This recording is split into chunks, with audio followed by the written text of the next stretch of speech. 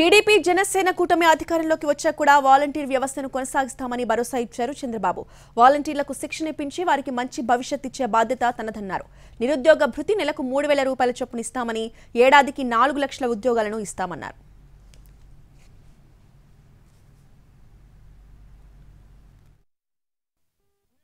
ఉద్యోగులందరికీ నిరుద్యోగ భృతి 3,000 రూపాయలు ఇస్తారు. నెలకు 4 లక్షల చొప్పున 20 లక్షల ఉద్యోగాలు ఇప్పించే బాధ్యత నాది. వాలంటీర్లందరికీ ఒకటే హామీ ఇస్తున్నా, మీ ఉద్యోగాలు నేను తీసేయను. వాలంటీర్ వ్యవస్థ ఉంటుంది, కానీ మీరు వైఎస్ఆర్ దొంగలకు పనిచేయద్దండి. మీకు మంచి భవిష్యత్తు ఇచ్చే బాధ్యత నాది.